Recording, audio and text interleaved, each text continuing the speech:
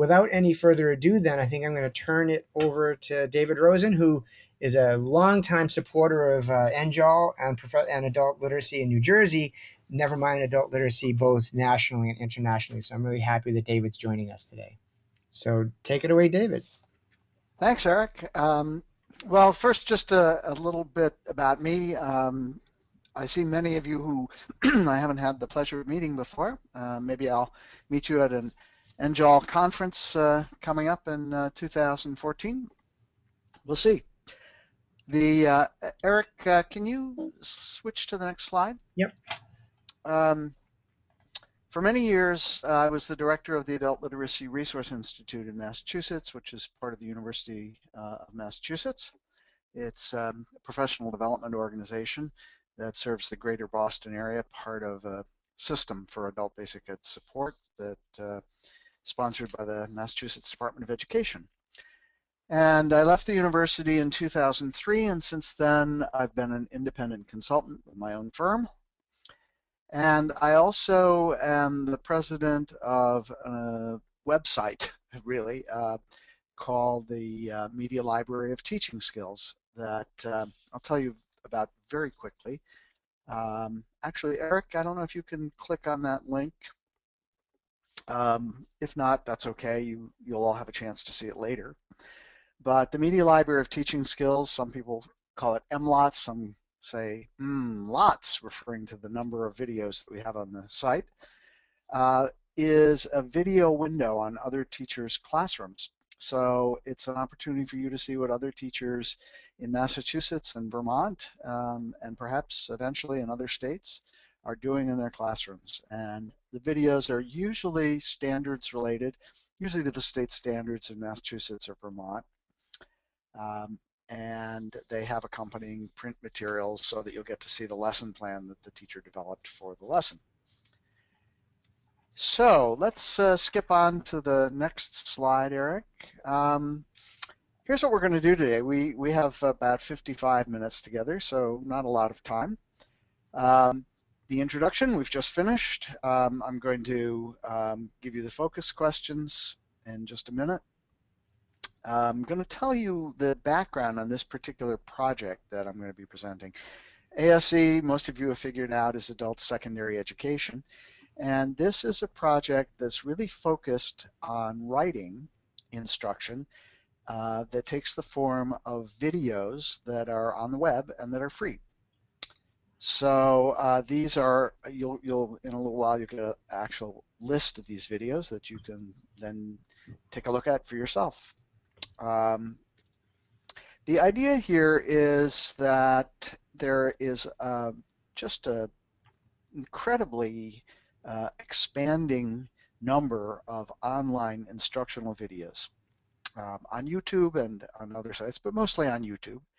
And some of these are terrible, and some of these are pretty good, and some of these are in between.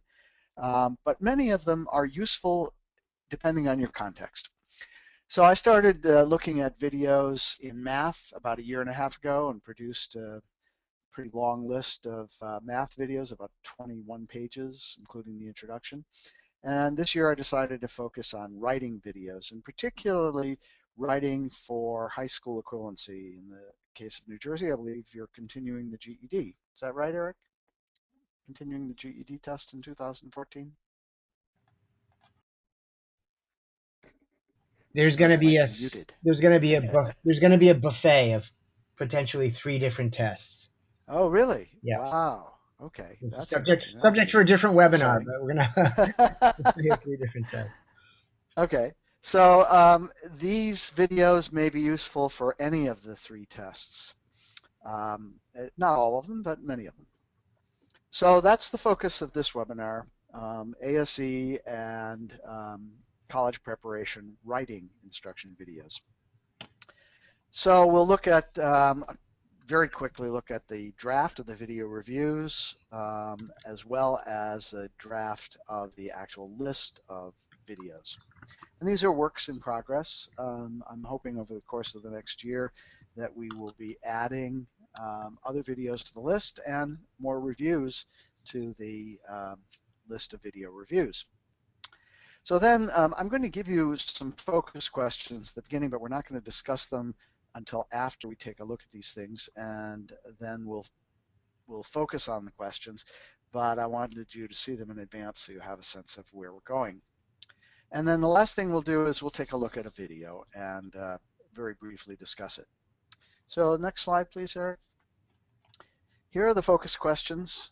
Again, we're not going to discuss them now, but it'll give you a chance to see where we're headed with this. And the next slide, please.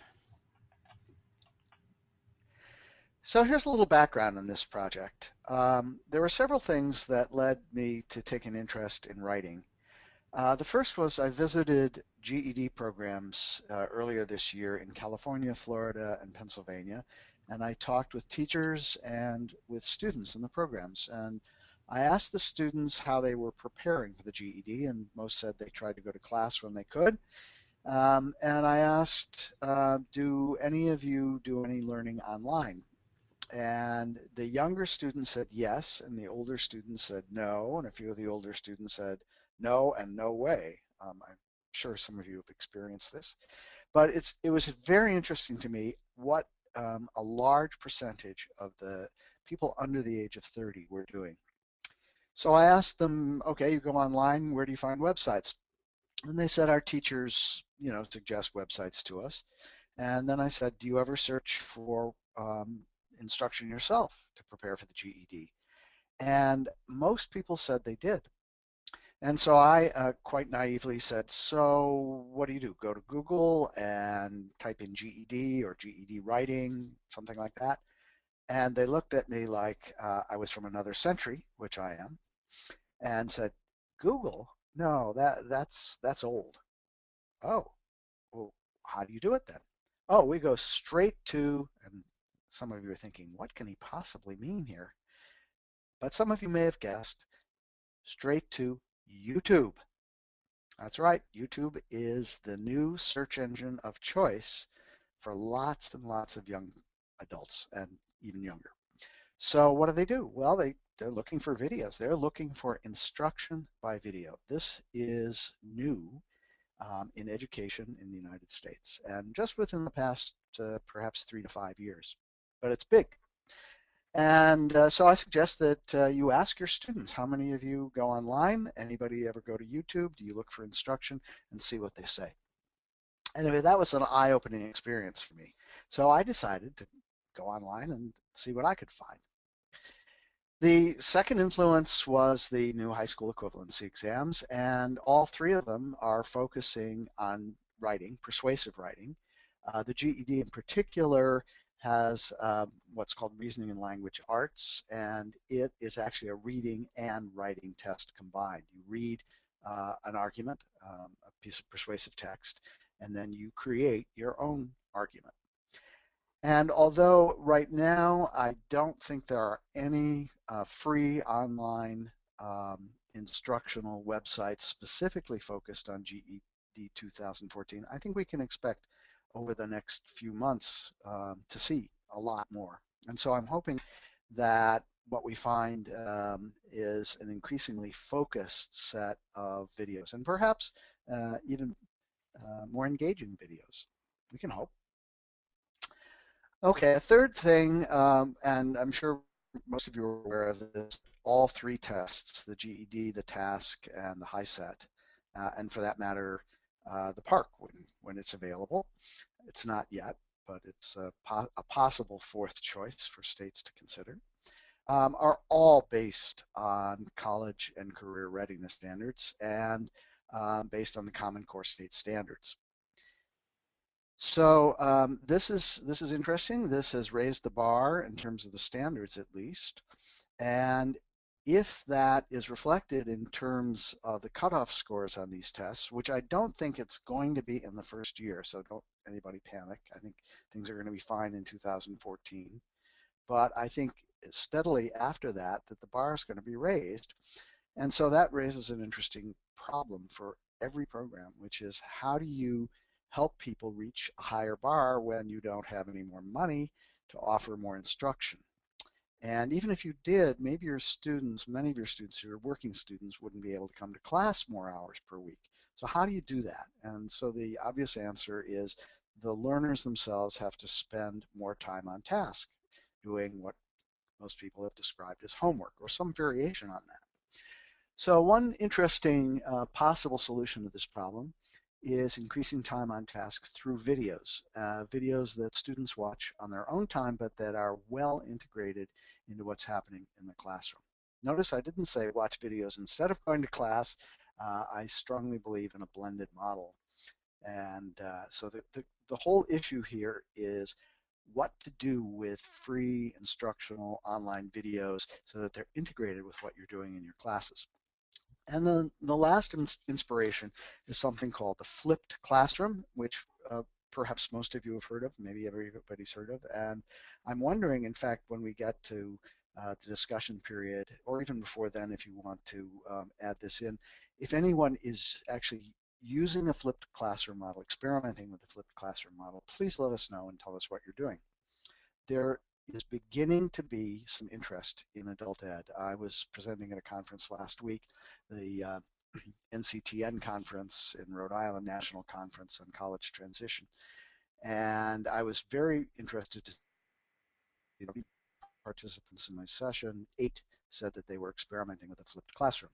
So for those of you who aren't quite sure what that is, the simple answer is students watch instruction on video outside of class before class, generally at home, but if students don't have access at home, they can go to a library, they might be able to get access at work, they, in many cases, can get access at their programs in the computer lab, but the idea is they have to watch the video first, and then there is an assessment that's attached to it so that the teacher knows who watched it and how they did.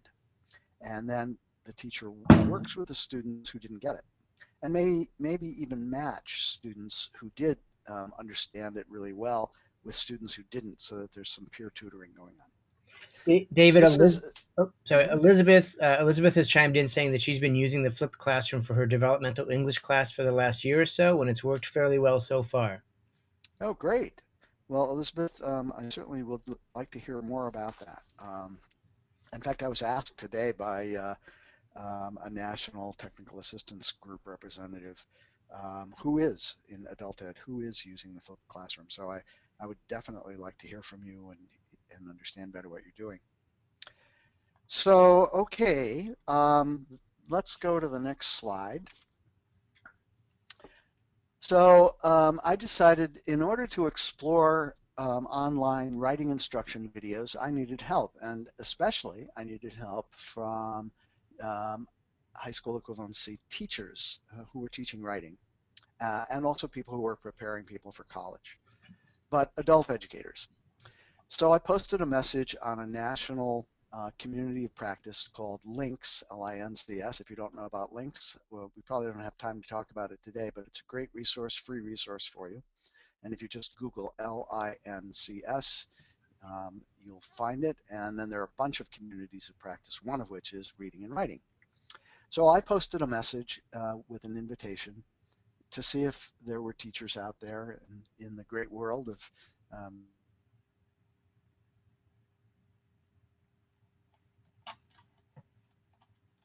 very pleasantly surprised. There were a couple of dozen teachers, none of whom I knew, but all of whom were deeply interested, and many of whom were very experienced in teaching GED writing.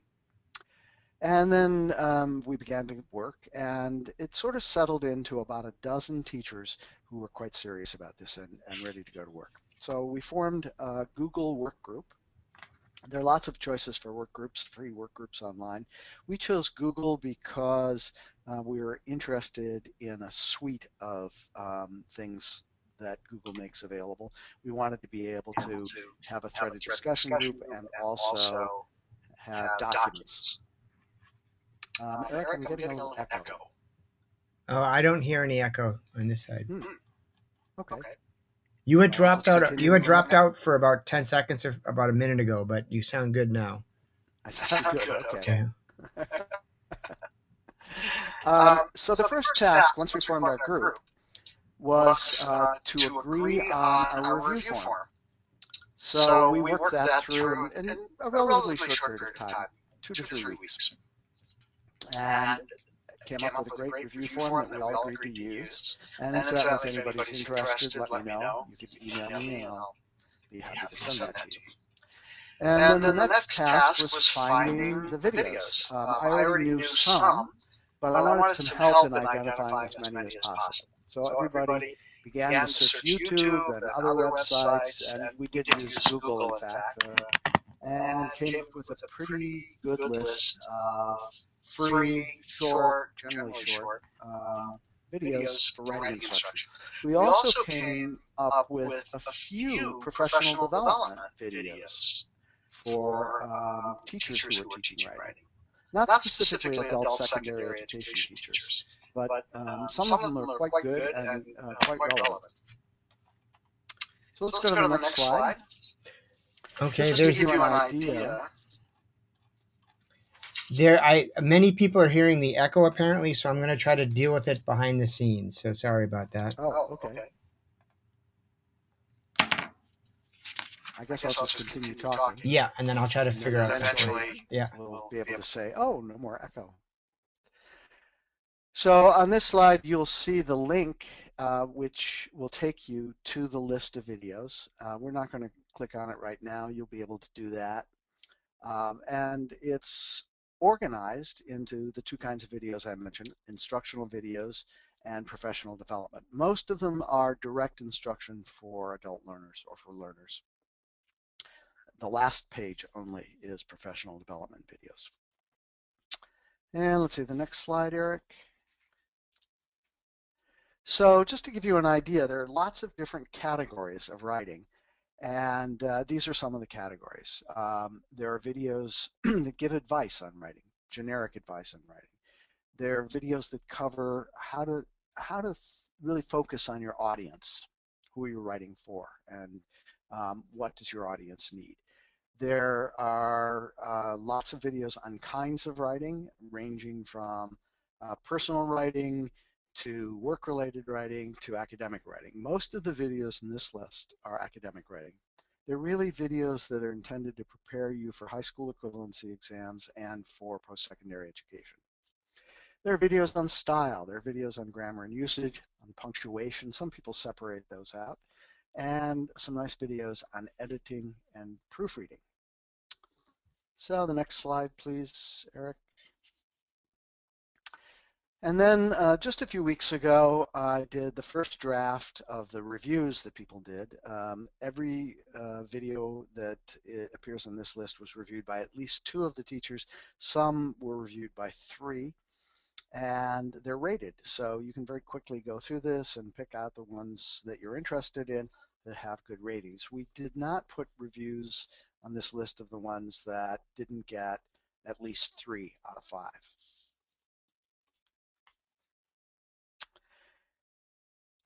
Eric's bringing up the review document.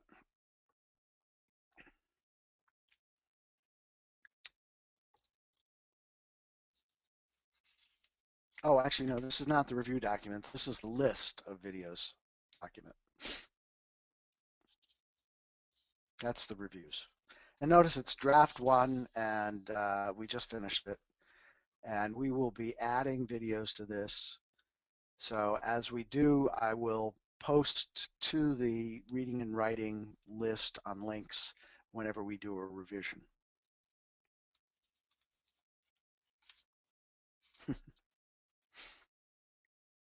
Eric highlighted that Mel Gibson may be a little outdated for young people. Okay, so let's go to the next slide, Eric, and come back to these focus questions. So the questions are, how do you use instructional videos now? How would you like to use instructional videos? Something you may not yet be doing, but you're hoping to do. And if you have made your own instructional videos, tell us about that. So you can raise your hand and Eric will call on you, or you can post to the box, or type in the type questions box, I assume. Is that right, Eric? Yes, that you could either type in the questions box or you can raise your hand. As I'm doing this, I just muted David. I think there's something that's going on between when I have my mic on and when David has his mic on, and so I'll be turning my mic on and off. So if you have thoughts about these questions, you can raise your hand or you can type it up in the question section. So David, so now that some of the answers are coming in, why don't I leave you muted for a second and I'll read through some of these answers if that's okay. I'm going to raise your hand, David, if that's okay with you. Um, okay, thanks, David. So Jane Kelly says, not at all, although thought's not finished, but not at all. Carol says she's used the EduCreation app to make her own lessons to send to students. Okay, so EduCreation. Okay. Carol's also used Khan Academy. Jane says she hasn't, although she does have the technology. So, it's a question of sometimes we do have the resources, but we don't know how to use them necessarily. Kathleen says she'd like to use the videos with beginner or lower levels for the instruction of writing. Okay. Other folks, other ways that you use instructional videos or that you would like to use instructional videos, or if you've made your own.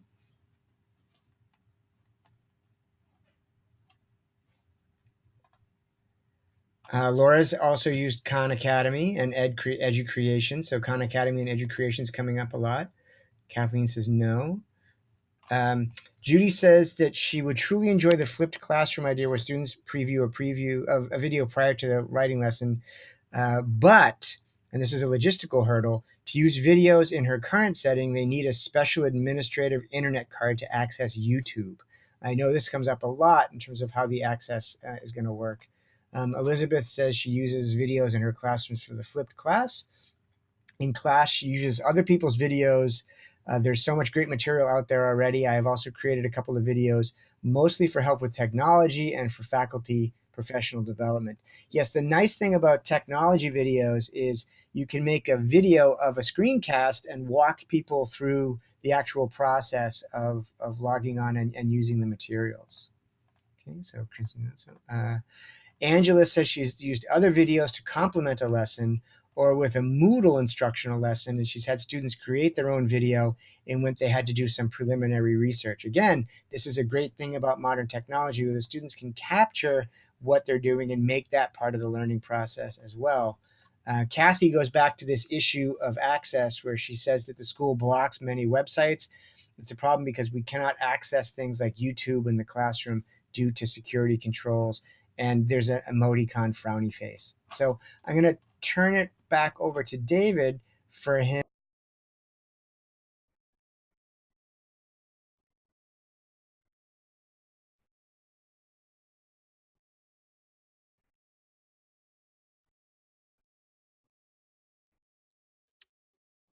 Okay, can you hear me now, Eric? I'll assume that Eric can hear me now, Yes, I and can. I'll assume that everybody can hear me now. Great. Okay. So let's talk about YouTube. Yes, in public schools and adult ed programs that are in public schools, it's very common across the country to find that YouTube is blocked. So what do you do about that? Well, there are several possibilities. The best solution is to talk with a school technology administrator and get them to unblock it for you and for your classroom. And sometimes that's possible, but some of you are saying, oh, I tried that. That doesn't work. So there are some other interesting possibilities. There are several free software programs that allow you to legally download videos from YouTube and actually from other sites. And you can save them to a flash drive or any kind of uh, external drive, and you can bring them in, and you, with your system administrator's permission, you can upload them to your local area network. Or if that's not possible, you can bring in a computer or flash drive and put it on your computer at school and connect it to a multimedia projector and just show it in class. So those are those are certainly possibilities, but I should say I appreciate the challenge that many of you have in trying to use YouTube videos, and there are other sites that are blocked as well. Sometimes adult education sites are blocked because of the word adult. Very frustrating, isn't it? But maybe those suggestions will help. I'm very interested to see that several of you are using Khan Academy. Those of you who might not know what that is, it's Khan.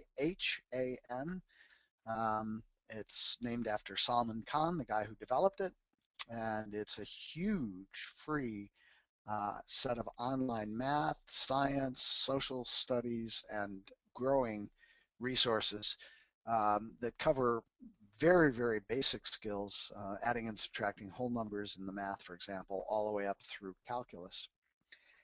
And this is actually the origin of the flipped classroom. There are schools in California, in Alta Vista, I believe, that are using it.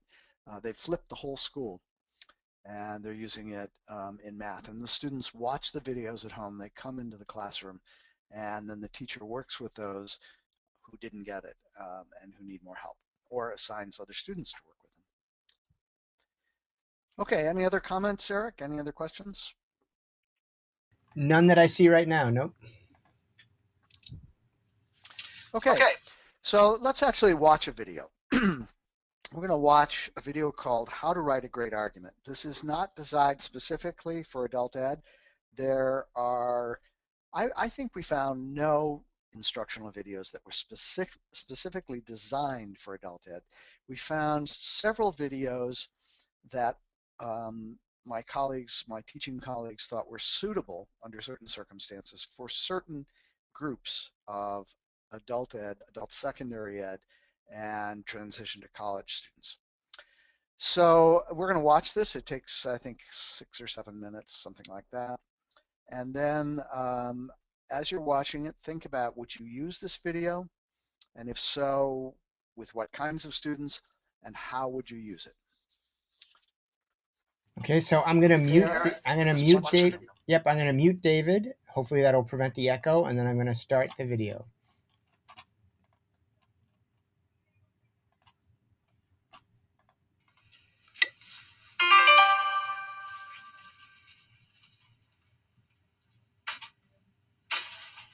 Imagine it has happened. You have been challenged to a duel. This isn't your typical duel. You have been challenged to battle one-on-one, not in a face-to-face setting, but on paper. You get one shot to convince the entire reading audience that your point is correct and gain their support. How do you do this? How do you persuade the masses of your point of view? With a great argument.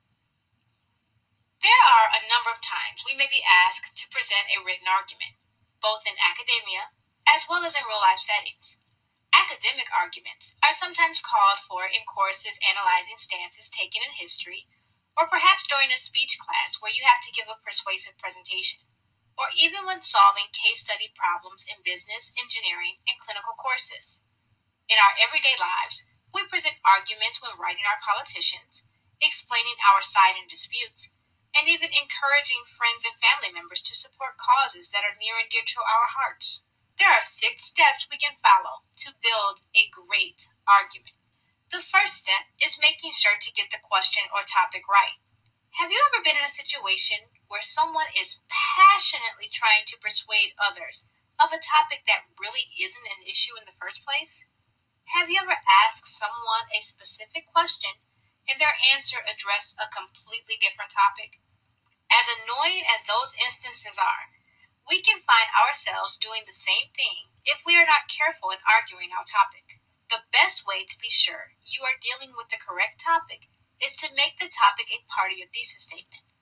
For instance, if I've been asked to argue the points for higher speed limits on highways, I can ensure I am arguing that point by making my thesis statement why higher speed limits on highways are beneficial.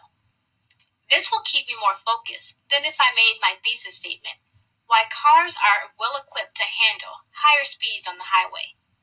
I That could easily veer into arguing the merits of advanced engineering or automatic steering and braking, which may or may not have anything to do with higher speed limits on highways. The second step is to support your side of the argument with good reason. The way to refute an argument or to prove a point is with logic and reason, not with attacking the other side. No matter your feelings about the opposing viewpoint, never resort to ad hominem, straw man, or other types of rhetorical attacks. Attacking people is never a good way to build your case. Readers want the merits of your point, not simply a tearing down of the views of others. Proving your point with logic and reason includes having good, factual data, as well as presenting your viewpoint in ordered steps that are easy for your reader to understand and follow.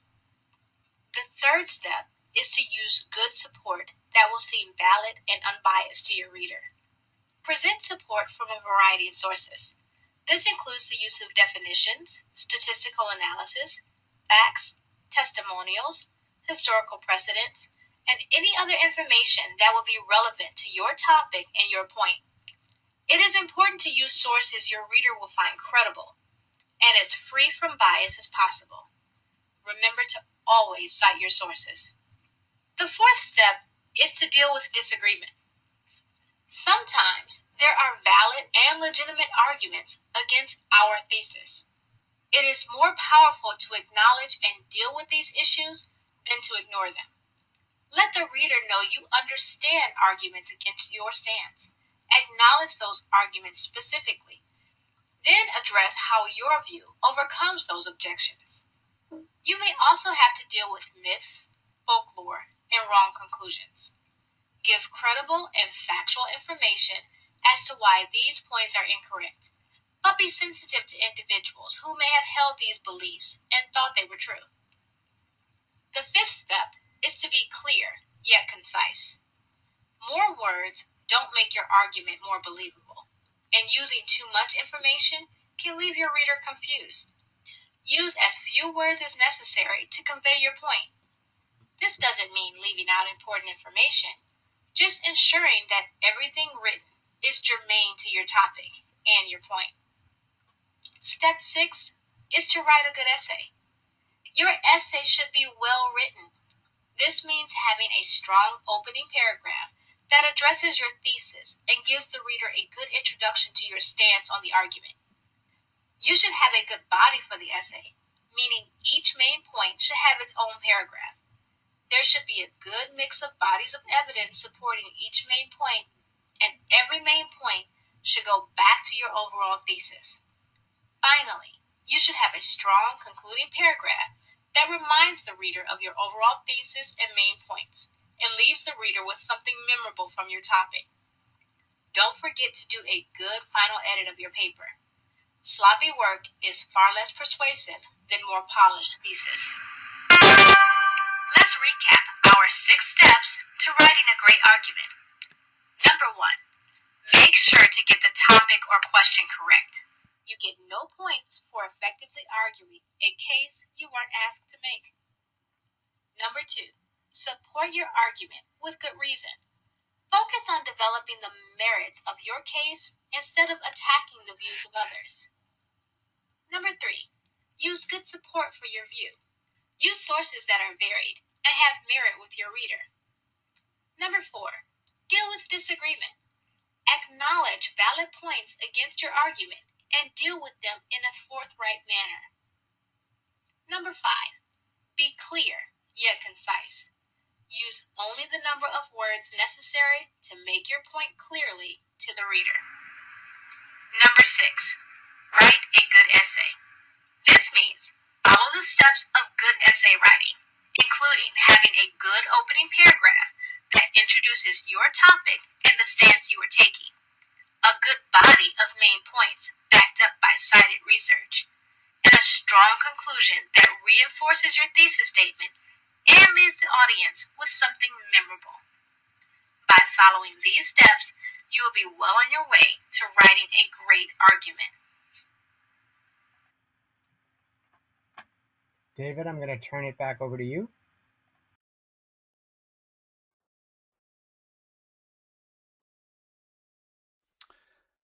Okay, thanks, Derek.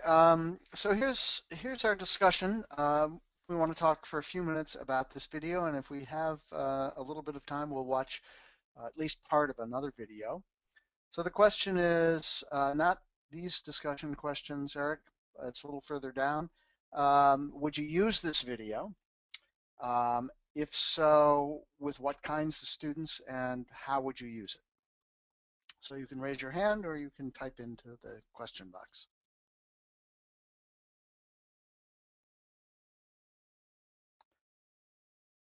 And by the way, if you said, no, I wouldn't use this, tell us why not.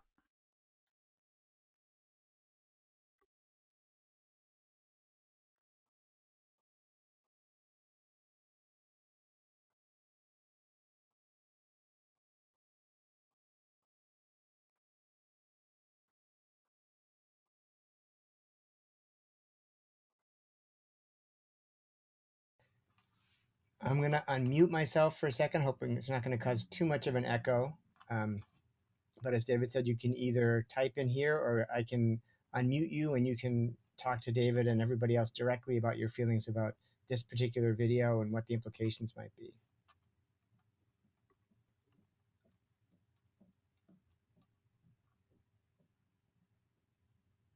Everybody's thinking about how to write a great webinar post.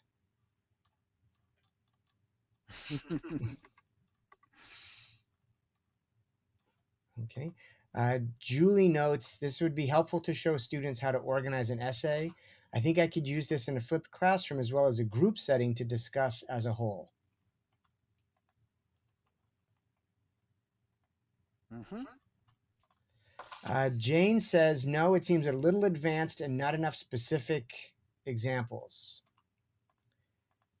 And Judy says she would not use this video because the graphics appear childish for one, and secondly, I feel showing examples of an essay to go along with each point would be more effective.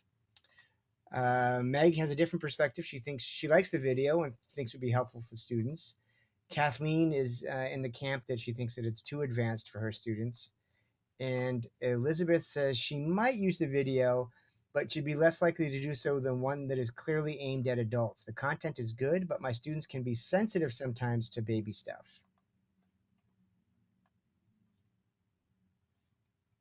I think we got a range of opinions there. Yeah. Well, that's why we're showing it and discussing it. And one of the things that this might get some of you to think about is you might be thinking, you know, I could do a much better job than that. I could do something that's more engaging, that's more adult focused. I could do something that has, as someone suggested, actual examples. Um, and I bet you could. And I believe that it isn't until we get experienced adult ed teachers involved in making videos that we're going to significantly improve the quality of what's available. This, by the way, is pretty typical of what's available. Most of the videos, if in fact all of the videos I've seen in writing instruction are talking heads. This one has some animations, so it's at least some people find it a little bit more entertaining. Some are really quite dry. So I don't want to leave you with the impression that the state of the art is excellent. I don't think it is. I think we're just beginning with this, and there may be a role that some of you could play in moving this along. So while we're waiting for other questions or comments, I wanted to just mention earlier I said that you could download YouTube videos and other videos. And I'm wondering if anyone needs a specific example of software. I use something called, I don't even know how it's pronounced, iLivid, I guess, ILIVID. It's free, it's easy to use, you can use it with any YouTube video and lots of other videos, maybe all other videos that are on the web, I don't know. So if you're looking for a piece of software to try this out with, I'd recommend that. Eric, any other questions or comments on this video?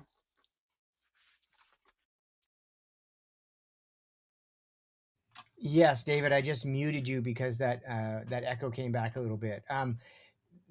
Elizabeth said that she agrees with specific examples would be there, but sort of as an extension question, Judy was wondering about videos of live classroom instruction. And so I think maybe you could talk about that a little bit, maybe about the role that MLOTS plays in capturing some live video of teaching. Um, and then Laura was asking about the name of the software for downloading YouTube videos. So David, when I unmute you, you can say that. I can say myself personally, one of the things that I use is I use a QuickTime Player. As a Mac user, the QuickTime Player, you can do a screen recording. And so if the video that we just watched, I recorded directly from YouTube, I recorded directly from the web. I was able to move my cursor over a particular part of my screen. So I only recorded the part of the screen that I wanted. So you may have a lot of other things around it. You can really focus on just that part of the screen, and it captured the audio that way. So there's a that's free. So QuickTime Player is free, and there's other things that are out there that are free as well. Um, I'm gonna turn the mic back over to David in a second, and so he'll be able to talk a little bit more about MLOTS and maybe some of the other software that he uses. There's going to be a slight gap when I mute myself and then get David up on the microphone.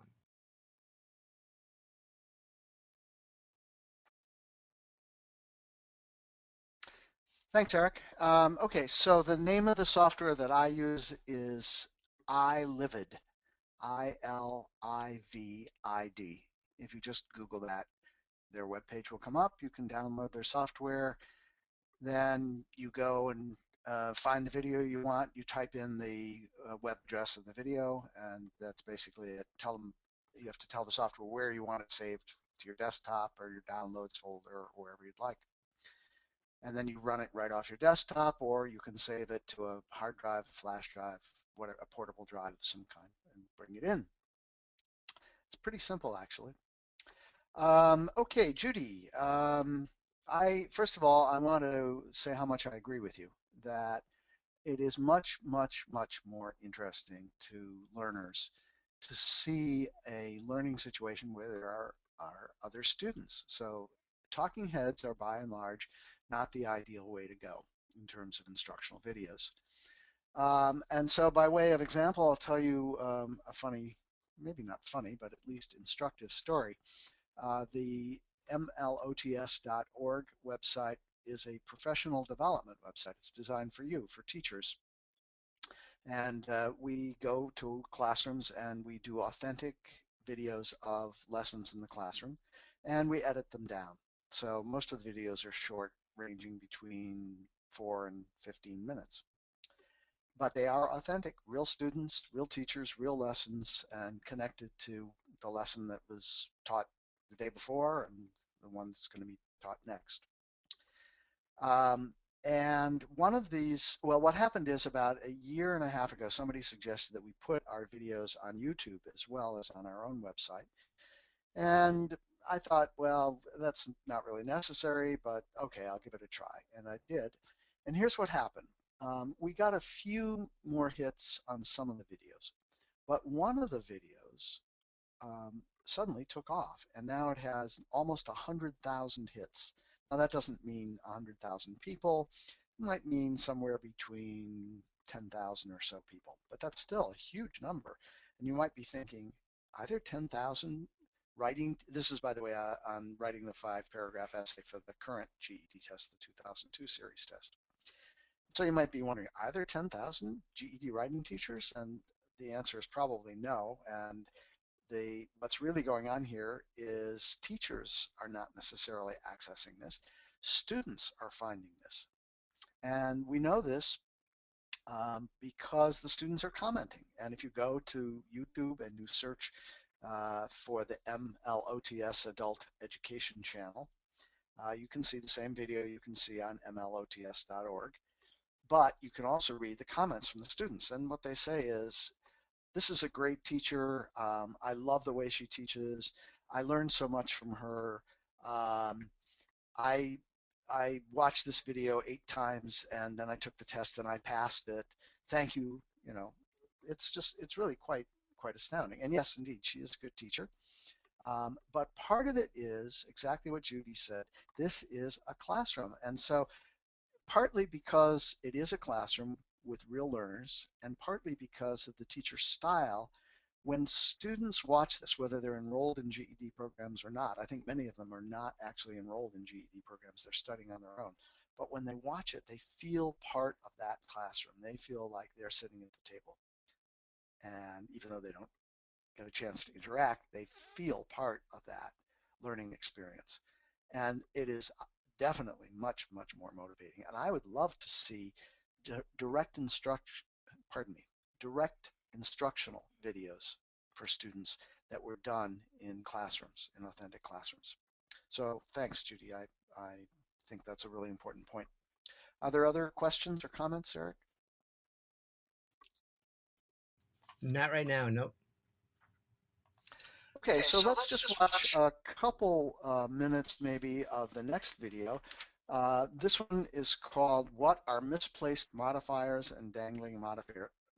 I don't think we have to see the whole thing, maybe just a couple of minutes just to give you an idea of what the videos that we found look like. These two are both from the education portal, but quite frankly, they're pretty typical of what you'll find if you look for education videos on YouTube. Okay, again, I'm gonna mute David for a second.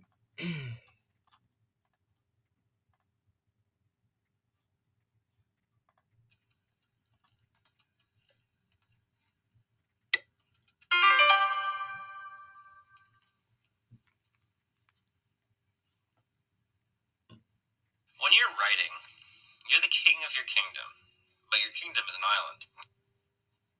All those clues that you give and receive in everyday conversation are gone. So all the information a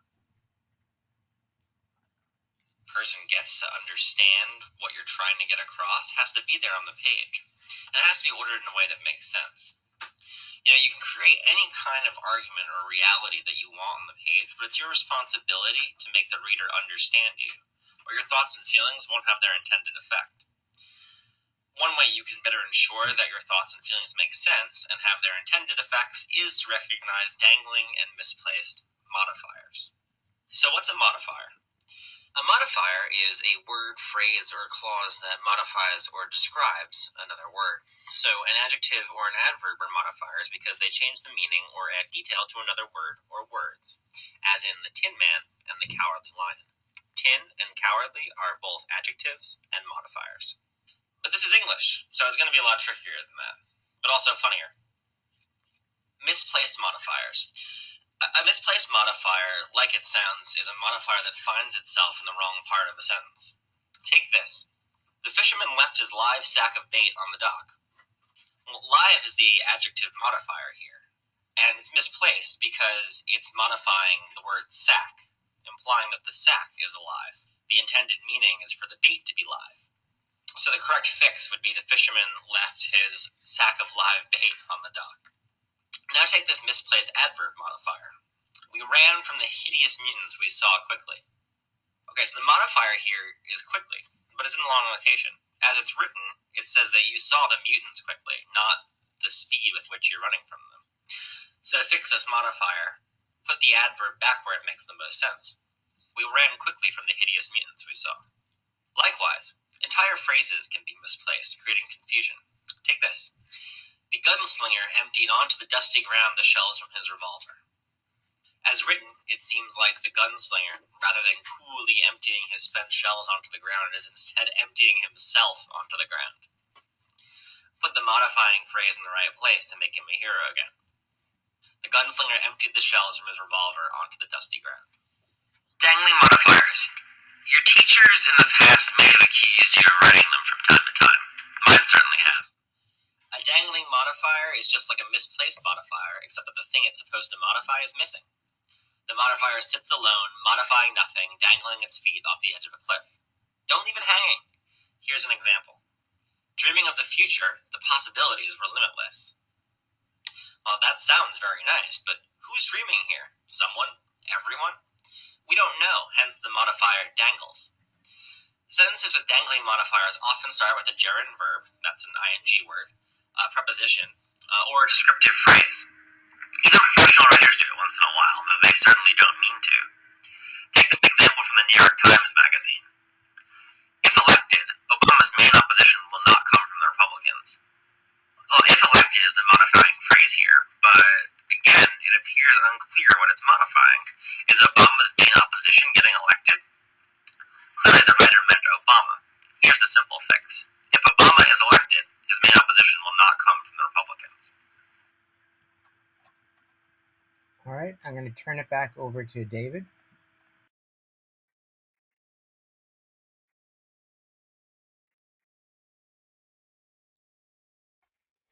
Thanks, Eric. So that'll give you an idea of what this video is like. Any quick comments that you have about this video before we move on to the last part of this webinar, which is a quick evaluation? Any comments or questions about this video?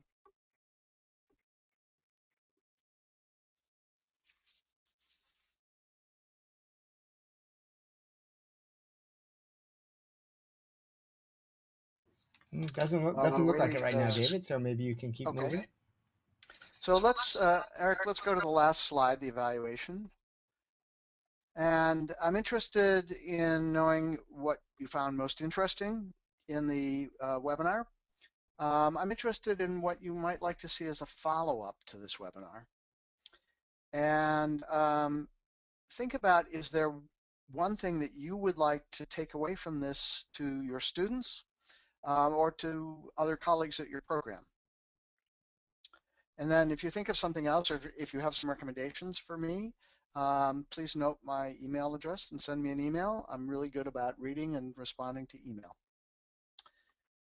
So what did you find most interesting? You can raise your hand and ask, or you can type your question.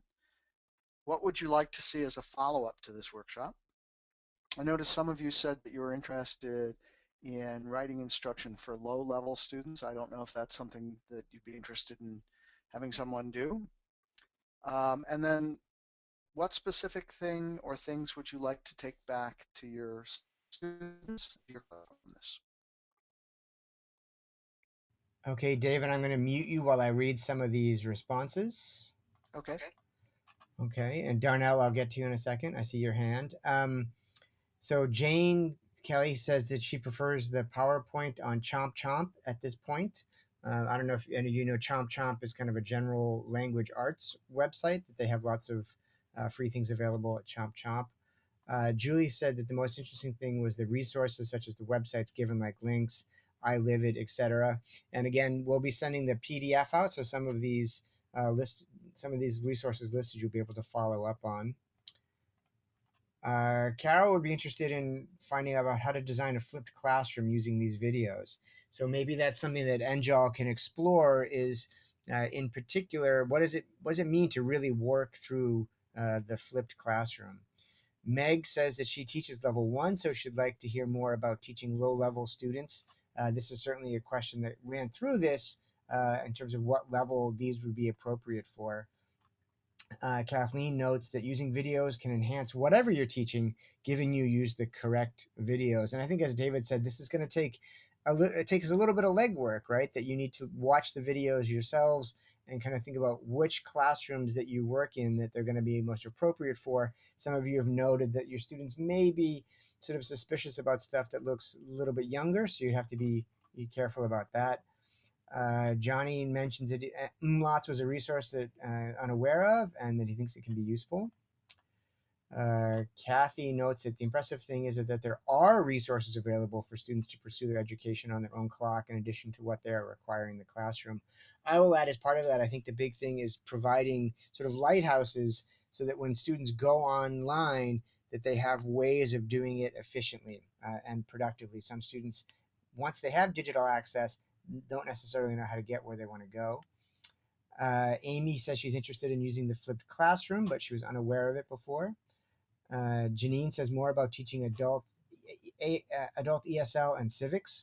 Glad to know about lots. There are some other websites that do deal with adult ESL and civics, and perhaps we can circulate some resources lists along that. Let's see. Johnny wants to know if there are mobile apps that would be helpful with respect to learning, improving math and writing skills. And David, once I turn the microphone back over to you, maybe you can talk about the M Learning Group. Judy says she's going to spend a lot of time on the MLOT's website, and she will consult with the director about upgrading your access for that, because you need to do that. Okay. Laura says it's nice to feel connected. Okay, so I think Darnell, you had your hand up before, so I'm going to unmute you. Darnell, you want to ask a question or say something? Darnell? Oh, maybe Darnell's no longer at her list. Kathleen wants to know a list of videos to use, but only if it's set up for beginners, intermediate, and advanced. So maybe David, you can talk a little bit about the resources. I think I'm going to flip it back over to you, David. Why don't you take it away here? Okay, thanks, Eric. Let's see. Regarding mobile apps, Eric mentioned the M Learning or Mobile Learning Wigio group that I moderate. It's for teachers who are interested in mobile learning. It's also for developers of mobile apps, and it has an international crowd, as well as a group of domestic adult ed and out-of-school youth teachers. So if you're interested in that, just email me and I'll send you an invitation. My email address should still be up on your screen. But there's something else that I've been doing. There is a very nice little app called Scoop It or Scoop It. And so I have a Scoop It account, and I have been collecting mobile apps for adult ed specifically. And so take a look at that. And if there are mobile apps that you are aware of that I haven't listed, please let me know, and I'll be happy to look at them and possibly add them. I could also give Eric the web address for that. And one last thing it just occurred to me is there is a new digital magazine. It's called a journal, but it's really much more like a magazine for adult educators. It's called Digital Life and Learning. So if you Google Digital Life and Learning, you'll come up with it, or I can find it and give it to Eric to send to you. And I've written 2 articles for this, one in the first issue, which was this summer, and a more recent one specifically on writing that covers a lot of the territory that I discussed today. The first one in particular, though, covers something we haven't talked about, which is how to use videos, some tips on how to use instructional videos in your classroom. This is a free online magazine, and there are also some other articles that I think are quite interesting. There's one in this issue about the North Star Digital Literacy Assessment, which if you don't know about, you'll certainly want to take a look at. So I think we are just about out of time. In fact, we are out of time. Thank you very much. It's been a pleasure to hear some of your ideas and learn some of the things that you're doing. Okay, I'm gonna mute myself and I'm gonna mute David just to kind of deal with the echo. Um, so I'd like to thank David for I think a quick tour of what's out there, both in the sense of what's working well, things like the MLOTs and some of the other software, and maybe what we're looking at in terms of improving, in terms of what some of these videos look like. And I would second his encouragement to kind of start playing around with these things yourself, perhaps being some of the pioneers that are recording those in-class lessons so that your students can take advantage of these resources and expand their opportunities to learn. We had a good turnout today. There seems to be a lot of interest in this topic, and particularly something like the flipped classroom. So certainly as we're putting the program together for the NJAL conference in April, which I hope you'll all attend if you live on this part of the country, that we may think about having a workshop within the NJAL conference about the concept of the flipped classroom and some of the particulars that people are working through to deal with it. So again, we thank David for participating in this. If you have ideas for other NJAL webinars, you can contact us at njal@gmail.com. If you have an idea that you want to host one, we can certainly set it up so that you can host it. We have this platform. We can host more than we schedule. If you have ideas for it, so you can contact us at NJAL. If you have other ideas for regional professional development, if we want to get people together on the ground to look at videos and talk about flipped classrooms and things like that. And we can also explore other things like Google Hangouts and other ways to watch videos together. So I'd like to thank everybody for coming. We'll send out the certificates soon, not right away, but we'll send it out soon, along with the PDF of the PowerPoint and the two other resources that David noted, the write-ups of the reviews, and also the list of resources. And we'll think about collecting other resources to make available to people. NGEL's in the process of revamping its website. We're hoping to have our new improved website up in the next couple of months. And as part of that website, we'll try to provide resources around things like what videos are out there. So I would like to thank everybody for attending. I'd like to thank David again. And then maybe David, for one last second, I'll unmute you so you can speak to people. Okay, you're unmuted. Okay, thanks, Eric. Thanks, everybody, and have a great day.